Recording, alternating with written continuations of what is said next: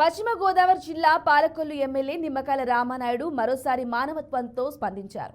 మే నెల 1వ తేదీన అందాల్సిన పెన్షన్ సొమ్ము 22 రోజులు గడిచినా నేటికి చేతికి అందలేదని మావుల్లమ్మపేటకు చెందిన వృద్ధుడు కోరాడ అప్పారావు ఆయనను కార్యాలయంలో కలిసి ఆవేదన వ్యక్తం చేశారు.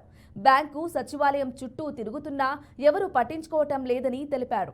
దీనిపై ఎమ్మెల్యే రామానాయుడు స్పందించారు. ఎండ తీవ్రత వడగాల్పులు ఎక్కువగా ఉండటంతో ఆ వృద్ధుని తన కారులో ఎక్కించుకుని పెన్షన్ అందకపోవడానికి గల కారణం తెలుసుకునేందుకు సచివాలయానికి వెళ్లారు. స్థానిక ఐసిఐసి బ్యాంక్ ఖాతాలో అతనికి సొమ్ము వేశామని సచివాలయ ఉద్యోగి చెప్పడంతో అక్కడి నుంచి బ్యాంకుకు వెళ్లి మేనేజర్తో మాట్లాడారు. కేవైసీ పూర్తి చేసి 2 రోజుల్లో డబ్బులు అకౌంట్లో జమ చేస్తామని చెప్పారు. దీనిపై నిమ్మకాయల మాట్లాడుతూ 22 వరకు కూడా ప్రభుత్వం పెన్షన్లు వేయలేదని అన్నారు. మళ్ళీ అకౌంట్ డీటెయిల్స్ డీటెయిల్స్ తెచ్చానండి సచివాలయం దగ్గరికి వెళ్ళి.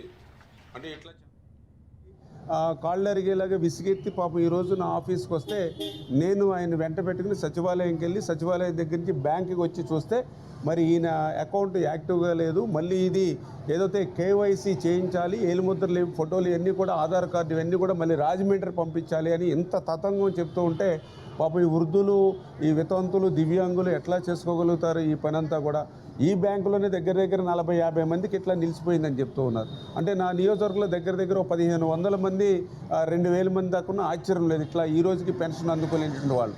ఈ యొక్క ప్రభుత్వం సిఎస్ గారు ఎవరైతే జవహర్ రెడ్డి గారికి ఉన్నారో తెలియజేస్తూ ఉన్నా, ఈరోజు 22వ తేదీ కూడా ఈ రాష్ట్రంలో వివిధ కారణాల చేత పెన్షన్లు ఎవరైతే అందుకోలేకపోయారో అటువంటి వారిని అందరినీ కూడా సచివాలయం వారీగా ఐడెంటిఫై చేసి ఆ అమౌంట్ను ప్రభుత్వమే డ్రా చేసి వాళ్ళు తీసుకోలేని పొజిషన్లో ఉన్నారు కాబట్టి ఈ 4-5 లక్షల మందికి కూడా ఆ సచివాలయ సిబ్బంది ఇంటికి వెళ్ళి వాళ్ళ పెన్షన్ అందజేయాలని మానవత్వంతో స్పందించాలని చెప్పి సిఎస్ గారికి కూడా మరి ఈ సందర్భంగా మరి